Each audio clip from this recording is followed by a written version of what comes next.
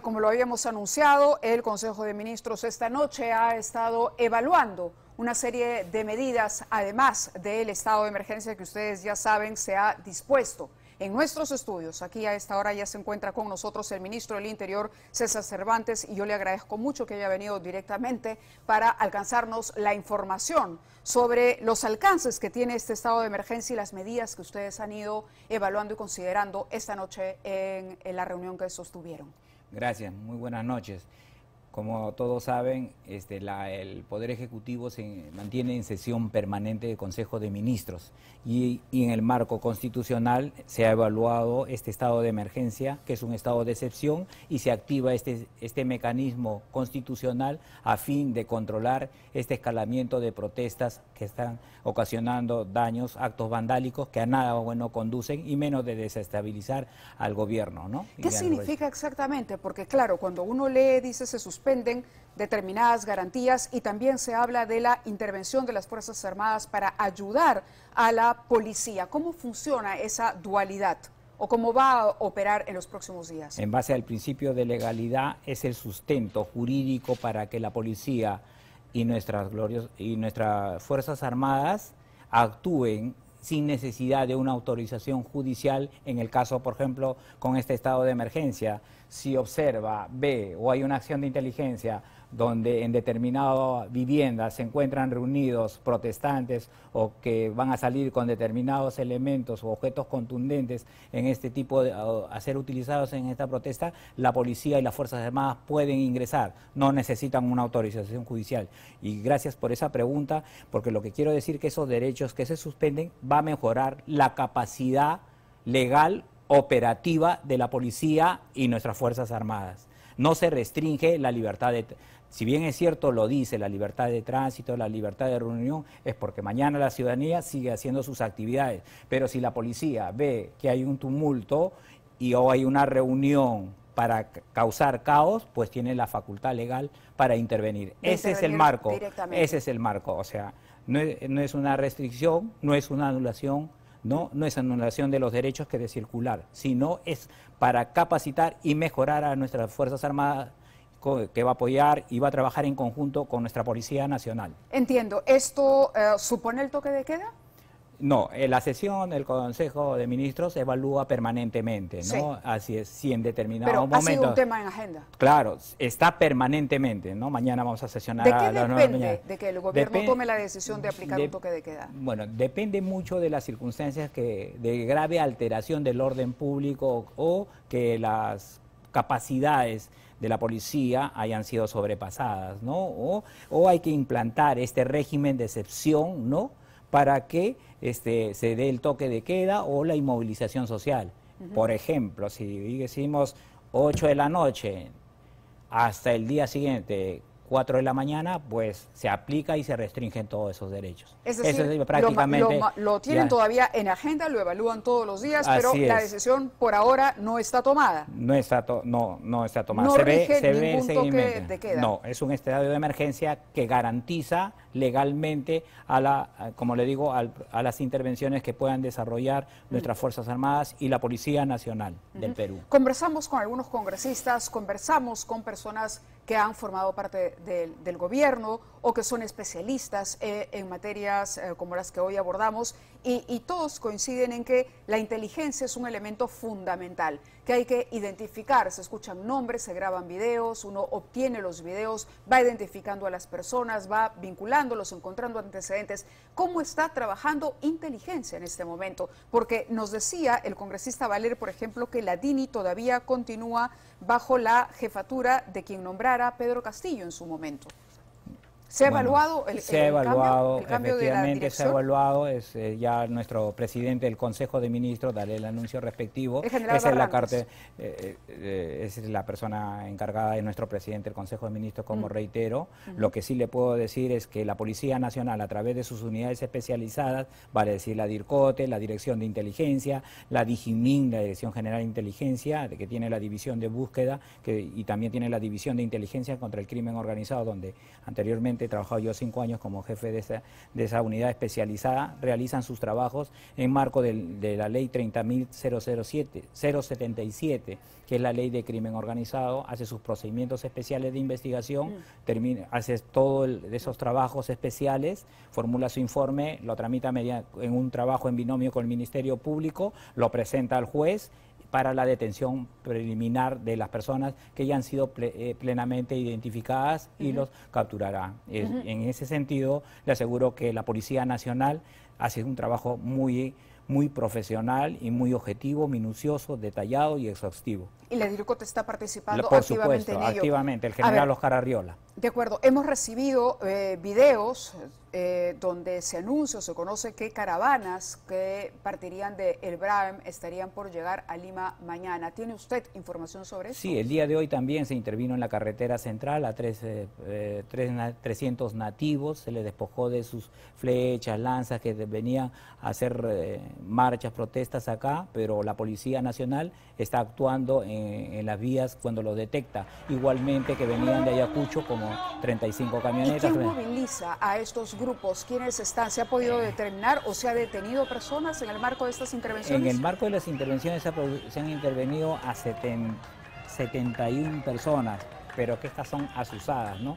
Lo que estamos buscando nosotros es a los dirigentes, a los cabecillas, de que quieren tratar de desestabilizar, pues, ¿no?, al país, o sí, que estén en estas acciones de protesta. En realidad, como vemos acá, una escalada, hoy día de hoy, manifestantes ha habido 41.745. Entonces, 1.745, que ante nuestra población, que somos más de 33 millones, no serían significativas, ¿no? Sin embargo, tienen la característica de ser violentos, realizan actos violentos, y también por las mismas acciones de inteligencia vemos de que esto sería planeado, ¿no? ¿Por qué? Porque usted ve que afectan los activos críticos nacionales. Nosotros, el país tiene 40 activos críticos nacionales. Y básicamente me refiero a los aeropuertos, o quieran afectar alguno u otro, pero para ello el mensaje a la ciudadanía como ministro del Interior, en un trabajo muy coordinado bajo el liderazgo de nuestra presidenta constitucional, tengan la plena seguridad que garantizamos el orden interno, ¿no? Y vamos a tomar las acciones conforme a ley. Hay varias preguntas todavía que me queda por hacerle. Por ejemplo, hay ciudadanos que están denunciando que son obligados a participar de las protestas.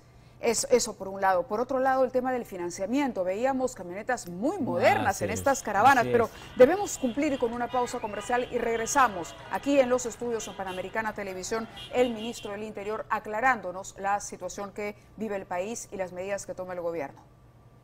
Muy bien, continuamos conversando con el ministro del Interior, César Cervantes. Él todavía se encuentra con nosotros y habíamos dejado algunos temas pendiente. El tema del financiamiento de las movilizaciones. Ustedes ya tienen algunas pistas, no le digo que me revele información que sea reservada, pero lo que veíamos en las imágenes, a ver, por lo menos hemos contado 40 camionetas muy modernas que llegan del Braem, ustedes las pueden ver ahí en las imágenes, y que amenazan con llegar a Lima. Y tenemos información, estos son videos de que ya estarían en Pucusana, por Pucusana. ¿Qué medidas concretas estaría tomando para proteger la ciudad capital, por ejemplo, de esta posibilidad? En este caso, la Policía Nacional del Perú se ha establecido determinados puntos estratégicos donde, en base ya a este estado de emergencia, va a identificarlos plenamente y va a tener que dispersarlos o llevarlos a la comisaría o a una unidad policial respectiva. Eso es lo que ampara el estado de emergencia a nivel nacional. ¿Y qué dice inteligencia sobre el objetivo que tendrían estas personas al llegar a Lima? ¿Qué es lo que vendrían a hacer? Lo que tratan es venir, pues, y llegar a Lima y profundizar, agravar la crisis y hacer las marchas acá. Pero acá tenemos también las medidas, tengan la plena seguridad que tienen una Policía Nacional, en el caso de la región Lima. ¿Venir a seguir asusando o de pronto también incluso a atacar instituciones como se atacó en el interior? Es decir, o como ocurrió con la Fiscalía hace solamente un par de días, por ejemplo, cuando en la avenida Bancay rompieron todos los vidrios. Ya no le menciono de las empresas de comunicación que fuimos víctimas de esto, pero lo hemos visto en el interior también, ¿no? Así es, pero para ello... ¿Para eso viene? debe ser sus intenciones, por supuesto que nos informan para de una u otra manera crear la zozobra acá en la capital, pero reitero, tenemos una fuerza policial de más de 25.000 efectivos acá y que están mediante un plan de operaciones con cada uno con sus tareas para impedir. Por supuesto, la Policía Nacional para sus operaciones se basa en un plan, ¿no? Y aún más en el marco del decreto legislativo 1186, que es el uso de la fuerza, ¿no? Para estos casos. Claro, me precisan que quienes estarían a bordo de estas camionetas, 40 camionetas por lo menos, son reservistas del BRAE. ¿Se les ha identificado ya así? Algunos ¿Podemos se les confirmar la información? Conforme le decía hace unos momentos, ¿no? En el momento de la pausa tenemos una información privilegiada que estamos trabajando, ¿no? Y que indudablemente va a dar los resultados. Confía en la ciudadanía. ¿De dónde viene el financiamiento? Le hago esta pregunta porque luego de escuchar, por ejemplo, a países, digamos, que coinciden ideológicamente con lo que en su momento representó el señor Castillo, ¿no? Se han pronunciado y también circula información sobre la posibilidad de que haya financiamiento desde el exterior. ¿Quién financia no se descarta, a esas personas? No se descarta. Hay que recordar que nosotros tenemos, el Perú tiene un problema estructural geográfico, que es la producción de droga, el cultivo de coca. No hay que olvidar que nosotros también somos ricos en minería, en el buen sentido. Entonces hay una minería ilegal. Entonces, ¿el narcotráfico está financiando esto? Tenemos información porque si vienen del BRAE y todo, por lo menos, en parte, ¿no? En parte.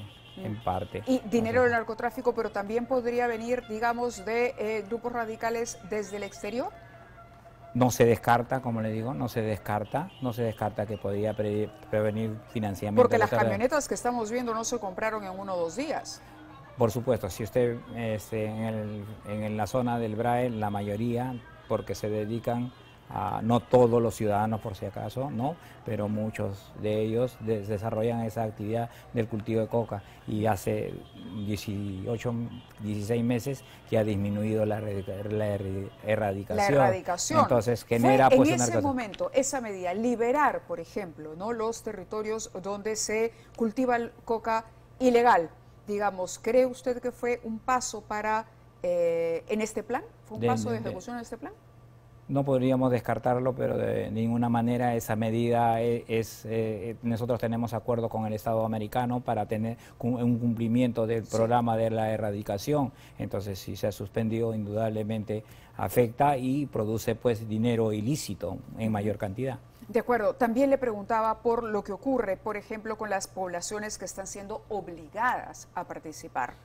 Ahí también hay un problema social, cómo manejar el problema social. Y lo otro, usted me decía, y perdóneme que me abra aquí en la pregunta, usted decía, esto es un plan y se nota porque ¿qué han tomado? Carreteras, han tomado sectores estratégicos, han ido a las instituciones que son las representantes, digamos, los símbolos de la institucionalidad y de la democracia, del Estado de Derecho. Claro, eso ¿no? Sí. La planta de Leche Gloria en su de momento, Arequipa, los aeropuertos, por ejemplo, Arequipa, Cusco, la planta de Camisea, que produce gas y que además tiene en sus manos la administración o caramba, es proveedora de mucha de la energía que se utiliza aquí en la capital.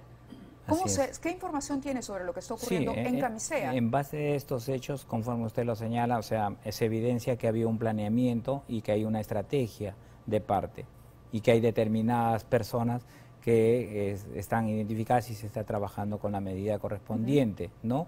Y que están atrás de todo esta fase, de este planeamiento, ¿no? Conforme usted lo ha detallado, o sea, son ataques dirigidos, ¿no? Dirigidos, que no se han dado en ninguna movilización u otras acciones de protesta que anteriores, porque conflictos existen, pero no de esta naturaleza, ¿no? De acuerdo. Tenemos nosotros, yo le mencionaba, la población que viene siendo obligada, presionada, conminada, incluso bajo amenazas a participar de estas protestas violentas, que en realidad se descalifican como protestas por la violencia que se emplea. Quisiera mostrarle un material y que usted me lo comenten. Vamos, esto es registrado en Abancay. Tenemos el material. Invitamos pacíficamente a tomarse esta causa. Si mañana vemos caminando en las calles, si mañana no participan, si mañana están mirando de sus casas, tendrán las consecuencias. Por eso estamos invitando pacíficamente. Esto estaba planificado hace meses. ¿Qué garantías le puede ofrecer usted en su calidad de representante del gobierno como ministro del Interior a los ciudadanos que no quieran participar? ¿Qué deberían hacer si ellos no quieren participar, así los estén obligando? Ellos quieren mantenerse, digamos, en sus actividades habituales, no quieren acompañarlos en marchar y mucho menos, por supuesto, en, destruir la propiedad privada. ¿Qué le dice a esa población que siente que está desamparada, sobre todo en los lugares a donde no está llegando el Estado? Muy buena su pregunta. En ese sentido, yo diría que acudan a los puestos más cercanos o en todo caso también hay agentes de inteligencia, policías encubiertos en la zona que le recojan esa información a efectos de que se dé el tratamiento y podamos individualizar a este tipo de personas que están asusando o que amedrentan a la población, ¿no? Y en esa actitud amenazante para que las Fuerzas Armadas, ¿qué rol van a cumplir? ¿Cómo se va a trabajar, digamos? ¿Cómo va a funcionar esta dualidad? Esta dualidad ya viene trabajando ya desde el día 7 de diciembre, ¿no? Las reuniones, apenas, bueno, el que habla ha asumido la cartera del Interior el día sábado 10 y el día 11 ya estaba reunido con ellos. Estamos en un trabajo continuo donde el comandante general de la Policía Nacional, con sus pares de la Marina, la Fuerza Aérea y el Ejército Peruano, bajo el direccionamiento del jefe del Comando Conjunto de las Fuerzas Armadas, han mostrado todo el trabajo que han estado desarrollando. Por eso que también en los sectores de defensa y el interior recurrimos a los regímenes de excepción establecidos en la Constitución ante el incremento de las acciones de protesta, ¿no? Las acciones de escalada. Ahora, perdóname que reitere la pregunta sobre las camionetas, pero la verdad es cuando dicen y cuando nos advierten y nos alcanzan la información actualizada de que ya están en Pucusana, uno dice aquí también intervendrá las Fuerzas Armadas porque evidentemente esta situación puede desbordar incluso a la Policía Nacional. Efectivamente, no se descarta ninguna posibilidad, por eso el estado de emergencia, porque eso le da el amparo. Nuestra Constitución prevé que el control del orden interno, en base a este artículo, es la policía. Perdóneme que lo interrumpa, pero nos acaban de llegar estas imágenes a propósito de lo que le contaba de estas camionetas que ya estarían en Pucusana. Son policías, me parece que están retirando, ¿no? Están interviniendo estas camionetas y están retirando, incautando piedras y ondas, que era lo que traían y lo que encontraban. Son camionetas que llegan del BRAC. Estas son las acciones a las que usted se refería. Así es. De esta misma noche esto está ocurriendo. Entonces vale hacer un llamado de tranquilidad a la población. Podemos confiar en que nuestra policía, junto de la mano de las Fuerzas Armadas, pueden garantizar el derecho al trabajo y libre tránsito de la población. Por supuesto, que desarrollen todas sus actividades como lo están haciendo, ¿no?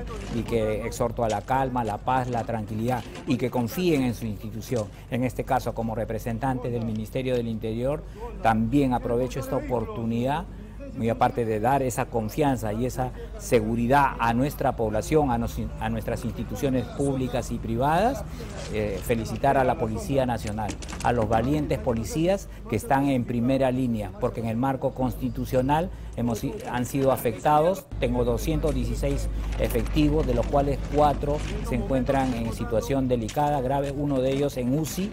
El día de hoy hemos ido con nuestra Presidenta de la República a visitarlo. Reitero a los valientes policías y que estén en primera línea, porque la razón de ser de un policía es el ciudadano. Nosotros no somos, o la policía no es un órgano de represión, vela y protege y cuida a los demás ciudadanos. La policía no es un órgano de represión, reitero, y lo felicito por todo ese trabajo. Y no es la policía, es nuestra policía de todos los peruanos. Y en muchas oportunidades han demostrado esa entrega por su país, por un sistema democrático, por una gobernabilidad y un Estado de Derecho. Y así será la garantía total que hay un compromiso de todo el Poder Ejecutivo y en el caso mío en el Ministerio del Interior. Tenga la plena seguridad que no vamos a defraudar. Yo le agradezco muchísimo su presencia en el programa y de verdad nosotros hacemos votos por la recuperación de estos 216 y elevamos oraciones por aquellos policías que se encuentran graves y delicados. Realmente créame que estamos con ellos, por supuesto, y con el orden y con la paz, que es la que debe primar. Gracias, ministro, por acompañarnos. Muchas gracias a Vamos usted. a la pausa y regresamos.